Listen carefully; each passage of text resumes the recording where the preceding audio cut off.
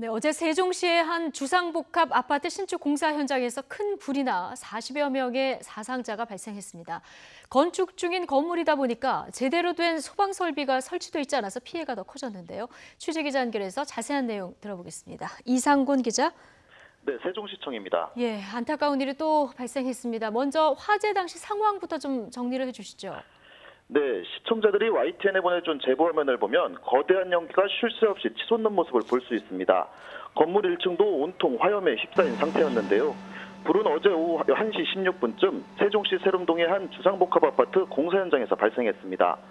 불길과 검은 연기가 가득한 상황에서 건물 내부에 노동자들이 있다 보니 화재 현장은 긴박하게 돌아갔습니다. 화재 초기 건물에서 나온 노동자들은 연기에 노출돼 얼굴과 온몸이 까맣게 그을린 상태였습니다.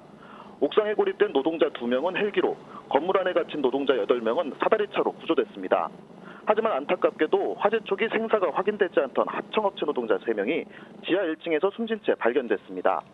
이번 화재로 노동자 37명이 다쳐 인근 병원으로 옮겨졌으며 소방대원 1명이 추가로 다친 것으로 확인돼 중경상을 입은 소방대원은 4명으로 늘었습니다. 예. 지금 인명피해가 3명 사망에 41명 부상입니다. 피해가 상당히 컸는데 이렇게 인명피해가 컸던 이유가 어디에 있을까요? 네, 불은 5시간 반 만에 완전 진화됐습니다. 소방당국은 진화 작업과 인명구조 작업을 동시에 진행했는데요. 하지만 소방관들이 건물에 진입하는 것 자체가 상당히 어려운 상태였습니다. 공사가 진행되고 있는 건물이다 보니 소방호수나 스프링클러 등 소방시설이 설치되지 않았기 때문입니다. 또 건물 내부에서 스티로폼 등 가연성 건축 자재들이 불에 타면서 유독가스가 계속해 발생했습니다. 건물 안에 진입했던 소방대원은 1m 앞도 보기 어려운 상황이었다고 전했습니다. 이 때문에 소방대원들은 화재 현장을 일일이 확인하며 불을 끄고 칠흑 같은 어둠 속에서 구조 활동을 펼쳐야만 했습니다.